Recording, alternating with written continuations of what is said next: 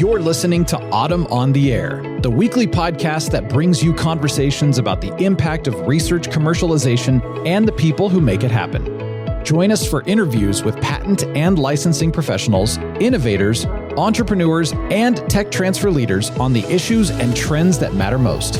Keep listening for an inside track on the people, IP policies, and politics changing our world. Welcome to Autumn on the Air. Today, we're thrilled to feature Junji Nishihata, Senior Communications Advisor at McGill University.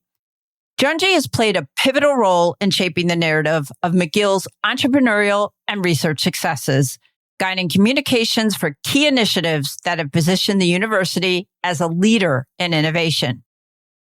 Welcome to the podcast, Junji. Really excited to have you on the air with me today. Thanks a lot, Lisa. Really looking forward to this opportunity. Yes, I'm really excited about this conversation today because we are going to talk about the McGill Innovation Fund. So I thought, Junji, the best place maybe to kick this podcast off is to have you share a little bit about the story behind the creation of the fund and what inspired the university to launch the fund itself. Great. Well, thanks for that question. And again, thanks for this opportunity. So the McGill Innovation Fund started when McGill University was looking forward to its 200th anniversary. That was back in 2021. The university is obviously founded in 1821. And the principal was looking for big moonshot type ideas that we could use to excite alumni around the world. And one of the ideas that came out was the idea of originally an investment fund, that is to say, taking stake in McGill spin-off companies.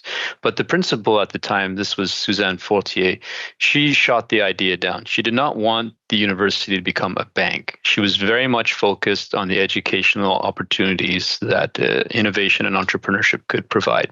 So we went back to the drawing board and hired a consultant who did a bit of surveying, and we found that one of the missing gaps was funding for early stage ideas. And so this became the nucleus of what was the McGill Innovation Fund. It's just to provide funding to teams on a grant basis rather than the university taking an equity stake in these companies. And that's how it started back in 2021. So given that, what are some of the key eligibility criteria for teams that apply to the fund?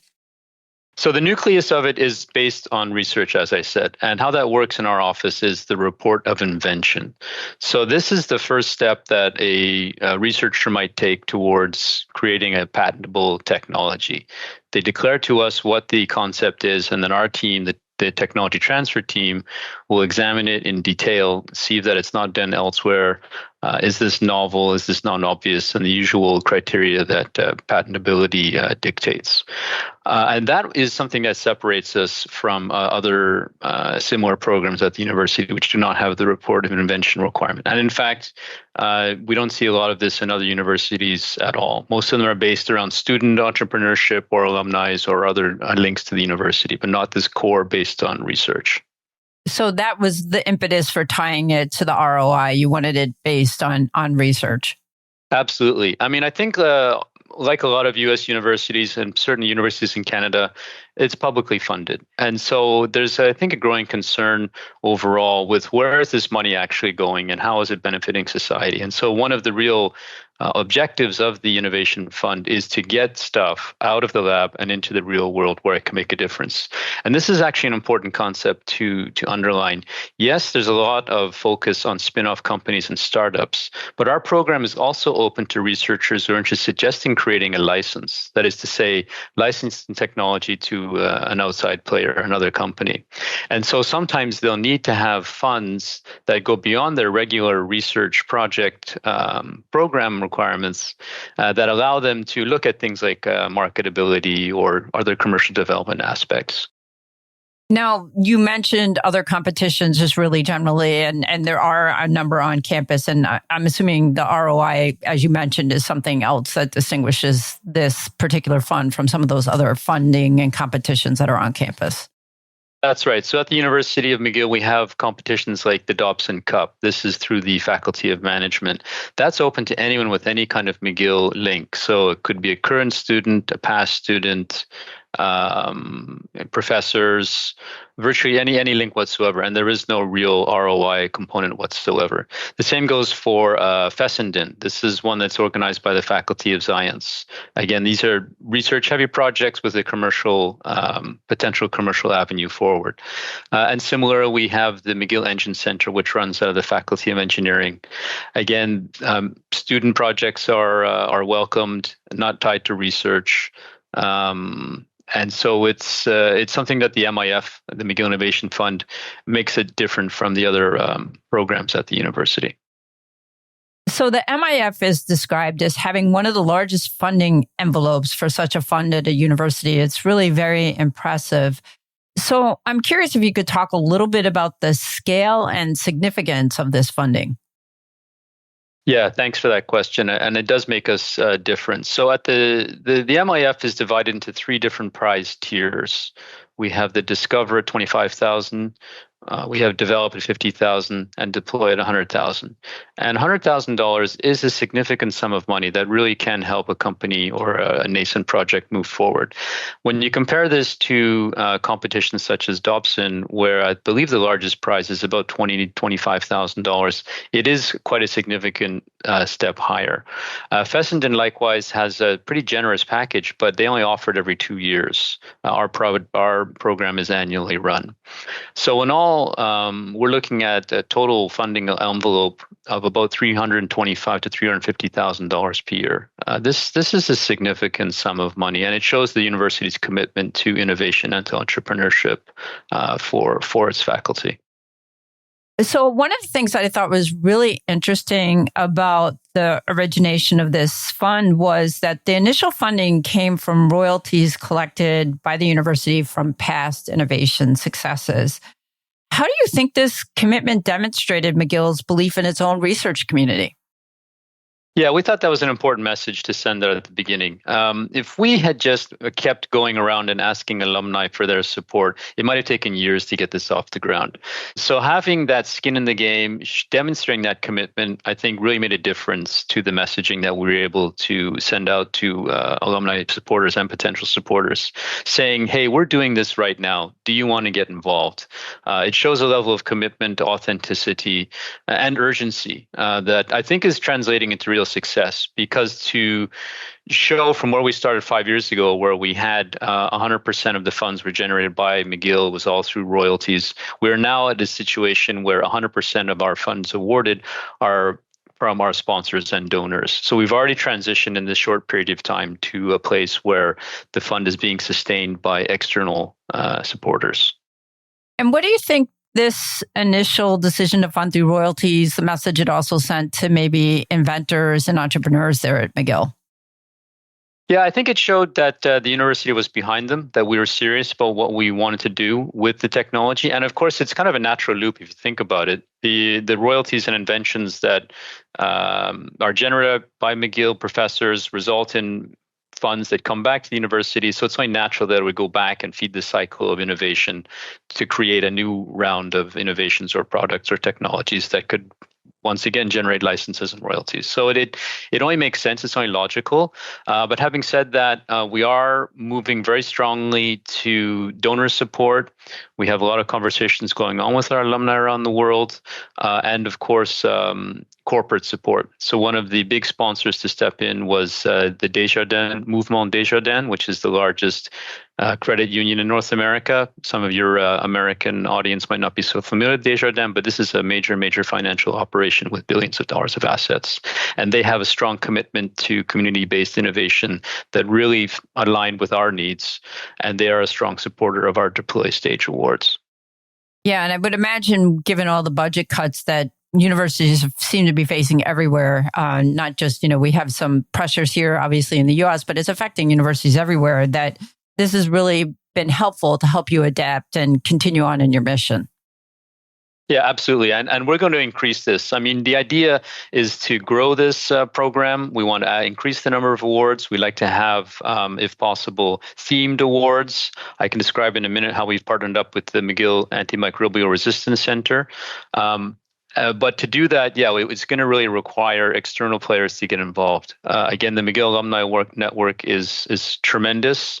We have a lot of incredible people who have gone on to significant success in their careers, and they're willing to participate, to come back and give back to the university, and partner with us to help us keep that success going.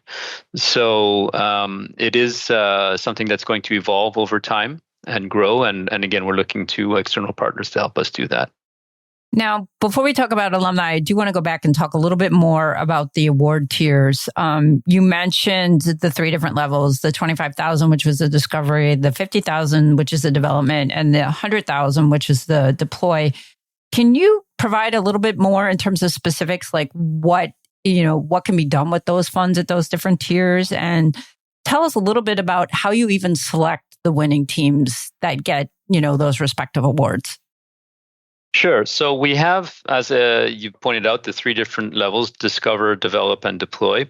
So discover, this is very much for projects that are still in the lab. They might be thinking of commercialization. They have not really developed their MVP yet, or even really looked at commercial pathways forward yet. So they're really just kind of dipping their foot in the water. We're talking about projects that are at, say, TRL level 3 or 4, or maybe even earlier, TRL level 1 or 2. It really depends.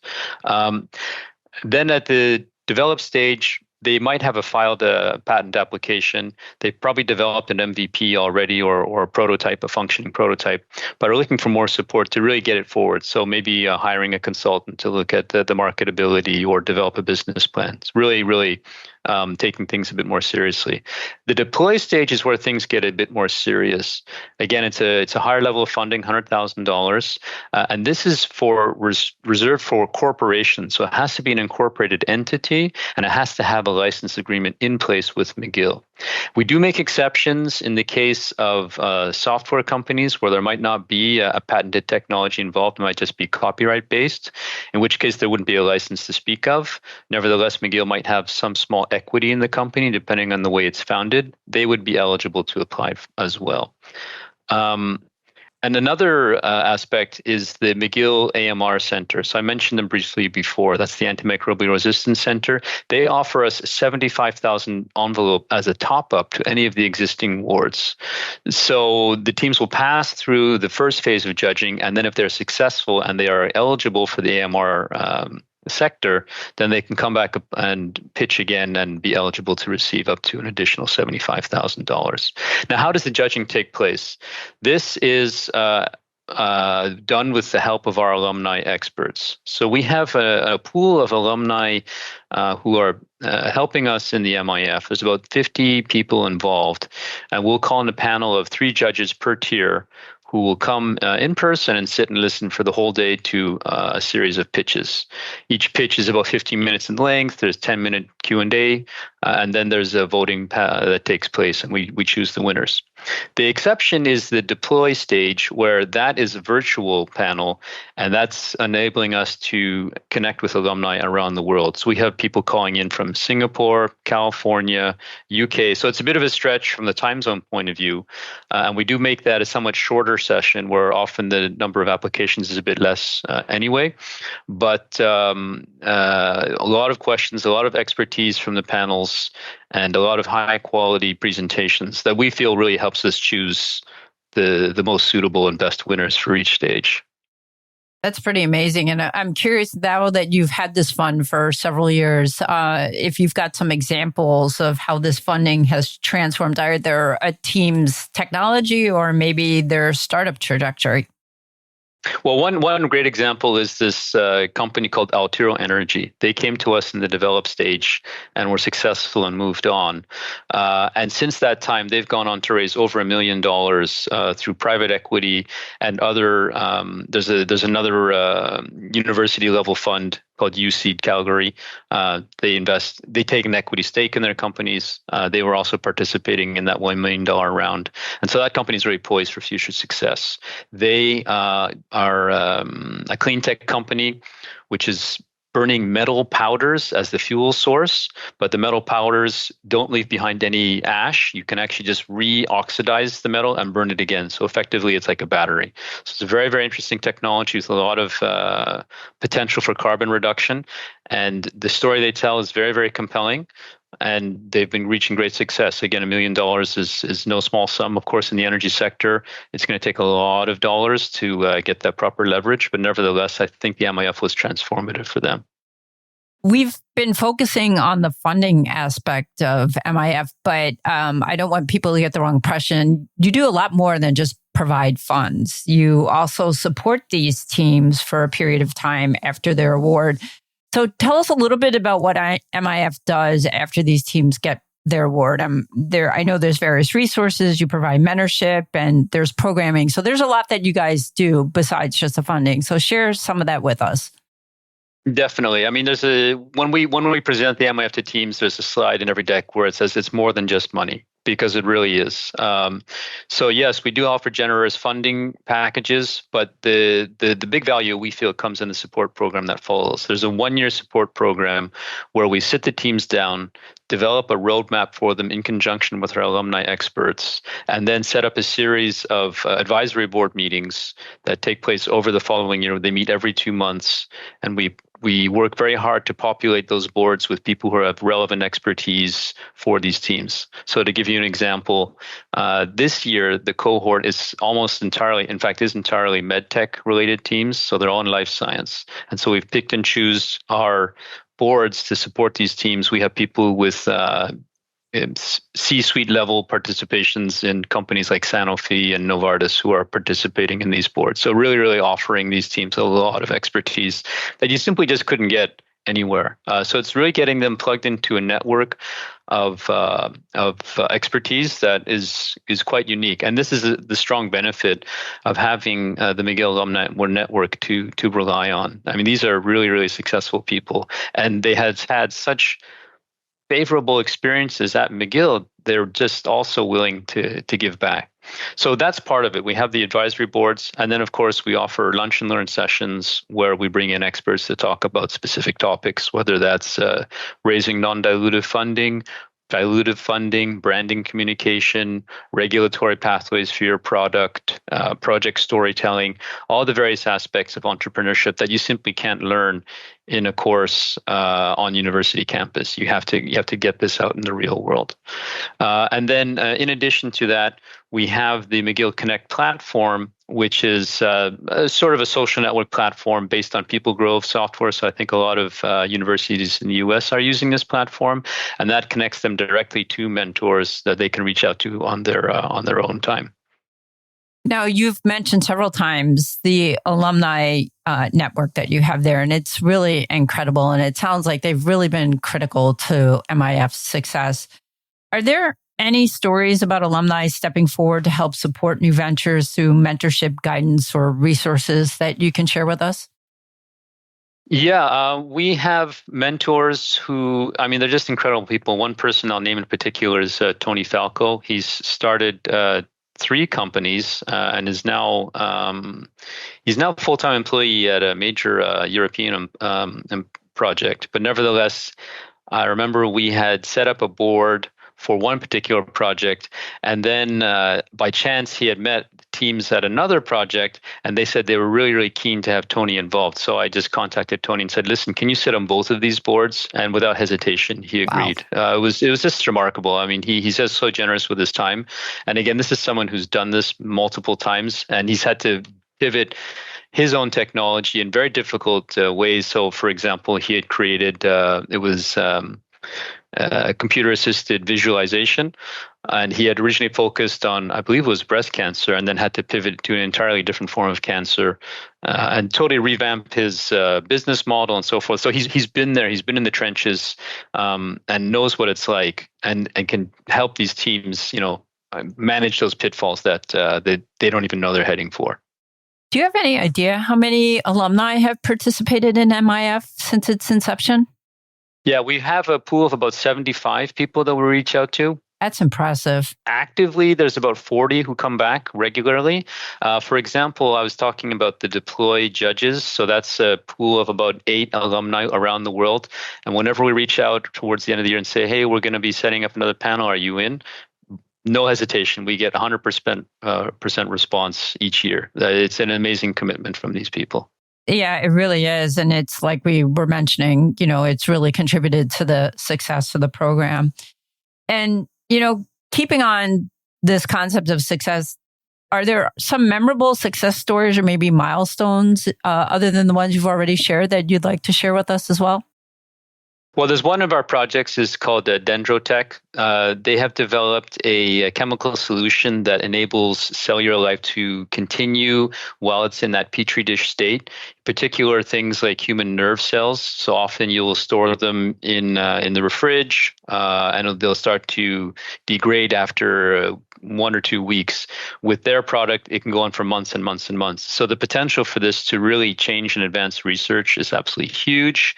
And they were successful through the guidance of the MIF advisors to sign a sublicense with the major distributor out in the West Coast. And I think that's really transformed their business. They already have their own online sales program going, which generates some revenue, but this sub-licensing thing was very, very exciting, pivotal for them, transformative, and it's going to help them position them for future product development. And already having a built-in partner like that is a major difference for them. That's incredible. And, as the podcast comes to a close, Junji, I wanted to ask you, it's interesting times for everybody right now around the world. Where do you think the fund is going to go and how is it going to evolve over the next 3 to 5 years? Well, as I was saying, we definitely want to grow the program. We want to add in more sponsors. We can do things like have a cleantech competition or have more targeted funding awards. AI might be an area to look into. Montreal is blessed with a depth of talent in that area as well as in investment. So that's a potential avenue to look into.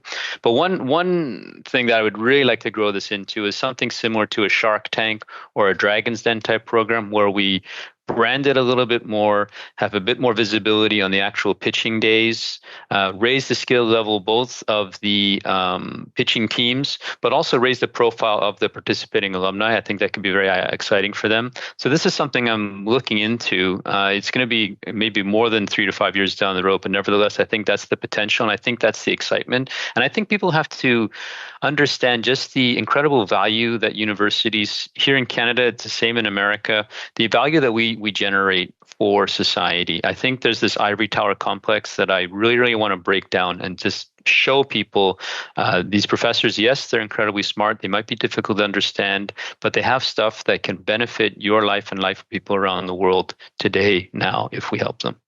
Absolutely. Very, very well said. And thank you so much, Junji, for spending time today and sharing with us the ins and outs of the MIF. It's really a fantastic program, and congratulations on all the success so far.